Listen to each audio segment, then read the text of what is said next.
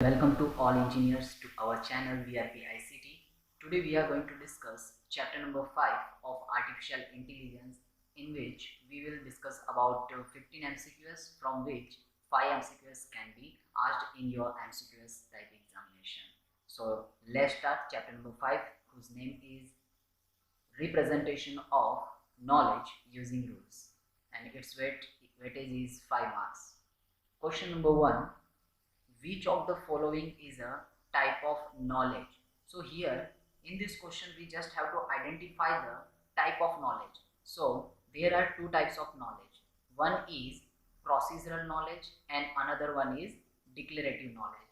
So in whole chapter we are going to discuss about only procedural and declarative, two types of knowledge. So answer will be A and B both. Question number 2: in which knowledge representation control information is embedded in the knowledge itself? तो देखिए इस question में एक important word जो है वो use किया हुआ है, कंट्रोल इंफॉर्मेशन. तो कंट्रोल इंफॉर्मेशन का मीनिंग क्या होता है? कंट्रोल इंफॉर्मेशन का मतलब होता है कि how assertions will examine, means multiple steps दे रखी, जैसे स्टेप 1, स्टेप 2, स्टेप 3, स्टेप 4. तो इन स्टेप्स को किस पर्टिकुलर ऑर्डर में एग्जीक्यूट करना है या एग्जामाइन करना है, ये इंफॉर्मेशन जिस प्रोग्राम के पास होती है या जिस बेस पे नॉलेज होता है हमें कि किस बेस पे हमें एग्जामाइन करना है, उस नॉलेज को कहते हैं हम लोग प्रोसीजरल नॉलेज. ठीक है. और सेकंड टाइप जो था डिक्लेरेटिव नॉलेज, इसमें हमारे पास सिर्फ फैक्ट्स होते हैं. डिक्लेरेटिव नॉलेज के अंदर हमारे पास किसी भी तरह की कोई आइडिया नहीं होती कि एजर्शंस को हम किस फॉर्म में एग्जामाइन करेंगे. हाँ, हम सिर्फ ये जानते हैं डिक्लेरेटिव नॉलेज में कि उस चीज़ को परफॉर्म कैसे करना है, लेकिन किस ऑर्डर में करना है ये चीज़ हमें सिर्फ प्रोसीजरल नॉलेज के अंदर पता होती है. Next question: procedural knowledge is also known as interpretive knowledge. Procedural knowledge को ही इंटरप्रेटिव नॉलेज भी कहा जाता है. और डिस्क्रिप्टिव नॉलेज जो है वो हम कहते हैं, डिस्क्रिप्टिव नॉलेज जो है वो हम सेकेंडरी टाइप जो है हमारा, ठीक है, जिसके अंदर हम डिस्क्रिप्शन और फैक्ट्स को सिर्फ रिप्रेजेंट करते हैं. एंड इंटरप्रेटिव नॉलेज के अंदर हम स्टेप्स के कंट्रोल इंफॉर्मेशन को रिप्रेजेंट करते हैं. दैट्स वाई यहाँ पे हम इंटरप्रेट करते हैं. तो प्रोसीजरल नॉलेज जो है वो इंटरप्रेटिव नॉलेज भी कहा जाता है. एंड जो सेकेंड टाइप है हमारा डिक्लेरेटिव नॉलेज, उसी को हम यहाँ पे डिस्क्रिप्टिव नॉलेज भी कहते हैं. तो याद रखना है कि interpretive means procedural knowledge and descriptive knowledge को ही हम क्या कहेंगे कि यहाँ पे रिप्रेजेंट करेंगे हम डिक्लेरेटिव नॉलेज को. दोनों का मीनिंग सेम हो जाएगा. क्वेश्चन नंबर 4 देखिए, प्रोलॉग प्रोग्रामिंग. चैप्टर नंबर 14 के अंदर हम डिटेल में इसके बारे में डिस्कस करेंगे, लेकिन अभी समझिए प्रोलॉग एक प्रोग्रामिंग है जिसमें हम नॉलेज को रिप्रेजेंट करते हैं. Program consists of several logical assertions where each is dash. तो जैसे कि मैंने लास्ट चैप्टर के अंदर एक क्वेश्चन कवर किया था जिसमें मैंने बताया था आप सभी को कि प्रोलॉग प्रोग्रामिंग जो है वो हॉर्न क्लोज के ऊपर बेस्ड होती है. हॉर्न क्लोज क्या होते हैं? जिसमें एटलीस्ट वन पॉजिटिव लिटरल होना चाहिए. ठीक है, एटलीस्ट एक पॉजिटिव अगर लिटरल है किसी भी सेंटेंस के अंदर या किसी लॉजिकल एजर्शन के अंदर, तो वो हॉर्न क्लोज होगा और हॉर्न क्लोज के बेस पे हम प्रोलॉग प्रोग्रामिंग कर सकते हैं.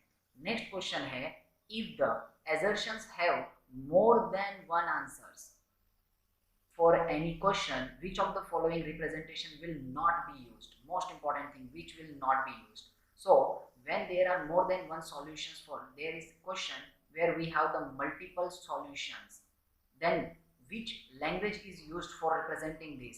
Then prolog programming is used to represent these kind of things where multiple solutions are represented for the single question. Then by using the unification, as earlier we have discussed about the unification, by using unification method we can solve these kind of situations where more than one results are there, more than one answers are there, and we just have to pick one. So by using unification we can merge them as a single result in prolog programming. But in logical representation we cannot do that thing by using representing in logical form. So not be used means logical representation cannot be used to represent whenever there is a multiple solutions for single question. अब next question देखिए, which of knowledge representation is data oriented? So which procedural or declarative knowledge is data oriented? Yes, declarative, as name suggests, declarative knowledge is the data oriented, and procedural knowledge जो है वो process oriented होती है। ठीक है, तो ये भी एक मोस्ट आईएमपी क्वेश्चन हो जाता है। दोनों में से कोई भी एक क्वेश्चन एग्जाम में आपको जरूर पूछा जाएगा, जिसमें डिक्लेरेटिव नॉलेज जो है वो डेटा ओरिएंटेड है, फैक्ट्स के बेस पे वर्क करता है, और प्रोसीजरल नॉलेज जो है वो आपका प्रोसेस ओरिएंटेड है, जो एक स्टेप बाय स्टेप एग्जामाइन करता है एजर्शंस को। ठीक है, और तो प्रोसेस के ऊपर वो डिपेंड करता है। नेक्स्ट क्वेश्चन है, Prolog is example of dash dash chaining rule. तो चेनिंग रूल में हमने दो तरह की चेनिंग रूल पढ़ी हुई है, forward reasoning and backward reasoning. ठीक है, चेनिंग मीन्स रीजनिंग, तो forward reasoning and backward reasoning, दो तरह की रीजनिंग हमने लास्ट चैप्टर में भी डिस्कस की थी। तो प्रोलॉग जो है वो बैकवर्ड रीजनिंग पे वर्क करता है।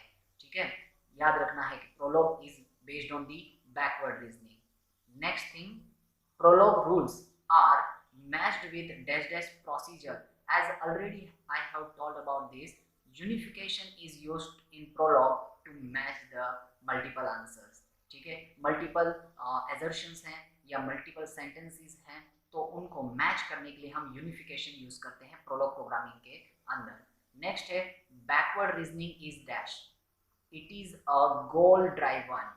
As already I have suggested or informed you about the backward and forward reasoning, where forward reasoning is data driven and backward reasoning is goal driven. ऐसा क्यों? क्योंकि फॉरवर्ड रीजनिंग में हमारे पास सिर्फ facts होते हैं और फैक्ट्स के बेस पे हम गोल आइडेंटिफाई करते हैं, तो डेटा के बेस पे डेटा ड्राइव करते हुए हम गोल तक पहुंचेंगे।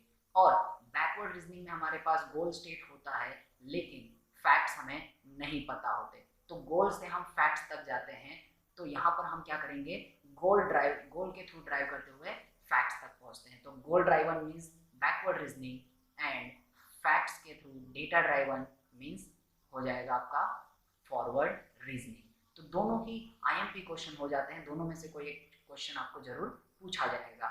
Objective of dash dash reasoning is to provide the facts to support the conclusions then if close.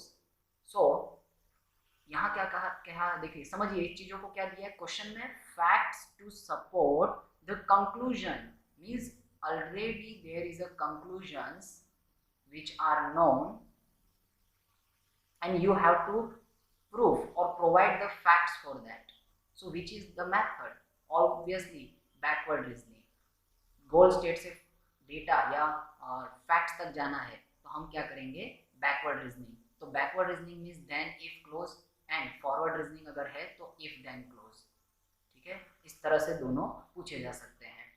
How can be the goal is thought of the backward chaining algorithm. तो backward chaining algorithm जो है वो first of all leapfrog based work करता है, means last in first out. सबसे पहले हम depth तक जाएंगे एंड देन फिर हम क्या करेंगे, टॉप से डेप्थ पे आएंगे, फिर डेप्थ वाले नोड को एनालाइज करेंगे एंड देन हम क्या करेंगे, अपर लेवल के जो होंगे उन्हें चेक करेंगे। तो ये सिनारियो कहाँ होता है, स्टैक के अंदर होता है। नेक्स्ट क्वेश्चन देखिए, a close which is disjunction of literals with exactly one positive literal is called dash. So disjunctions of literal with exactly one solution, one positive literal means only one positive literal should be there. सिर्फ एक ही होना चाहिए, ना एक से कम ना एक से ज़्यादा, तो उसे हम कहते हैं डेफिनेट क्लोज या फिर स्ट्रिक्ट हॉर्न क्लोज। ठीक है, तो डेफिनेट क्लोज या स्ट्रिक्ट हॉर्न क्लोज दोनों के अंदर क्या होता है, एक स्ट्रिक्टनेस या एक स्पेसिफिक रूल दिया होता है कि एक से ना ही ज़्यादा ना ही कम, एग्जैक्टली वन पॉजिटिव लिटरल होना चाहिए। जहाँ पे हॉर्न क्लोज की जब हम बात करते हैं तो हॉर्न क्लोज में क्या था कि एटलीस्ट एक होना चाहिए, एक से ज़्यादा हो सकते हैं। नेक्स्ट है, which of the following statement is more accurate. तो पहला देखिए, all Horn clauses are definite clauses. तो हम जानते हैं कि डेफिनेट क्लोजेस के अंदर एग्जैक्टली वन होना चाहिए, हॉर्न क्लोजेस के अंदर एक से ज़्यादा हो सकते हैं। तो obviously definite close horn close के अंदर आएगा, means definite close will be subset of horn close. तो ये डेफिनेट क्लोज पूरा का पूरा कहाँ आ जाता है, हॉर्न क्लोज के अंदर। तो we can say all definite clauses are horn clauses, but we cannot say horn clauses will be the definite clauses, क्योंकि horn clause में मान लीजिए टू पॉजिटिव लिटरल है तो हम नहीं कह सकते उसको definite clause है, ठीक है, तो ये रॉन्ग हो जाता। तो answer number B will be correct. Next question देखिए, forward reasoning is the test approach. तो याद रखना है forward reasoning and backward reasoning में, फॉरवर्ड रीजनिंग जो है वो बॉटम अप अप्रोच है एंड बैकवर्ड रीजनिंग जो है वो टॉप डाउन अप्रोच है, ठीक है। तो ये दो चीजें आपको याद रखनी है, bottom up and top down. Next question, backward chaining mostly used as a strategy for a proof. तो जब भी हमें प्रूफ देना होता है बैकवर्ड चेनिंग के अंदर, तो मैंने कहा कि बैकवर्ड चेनिंग जो है वो सबसे पहले, अगर मान लीजिए मेरे पास यहाँ पर नोड है, तो सबसे पहले क्या होगा, वो सबसे पहले डेप्थ पे जाएगा, उसको चेक करेगा, फिर टॉप मोस्ट पे जाएगा। तो ये हमारा बैकवर्ड रीजनिंग था जो कि वर्क करता है लाइक अ डीएफएस। तो depth first search is used to represent और give the proof for the backward chaining. तो ये थे मोस्ट आईएमपी थियरिटिकल बेस पे थे, सारे थियरी बेस्ड क्वेश्चंस थे और मोस्ट आईएमपी क्वेश्चंस हैं जिसमें से 5 एमसीक्यूएस के आने की पॉसिबिलिटीज होती है। तो आई होप आप सभी को ये 15 एमसीक्यूएस इजीली समझ में आए होंगे।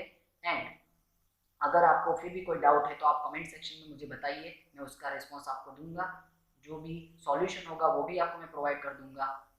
Thank you for watching the lecture.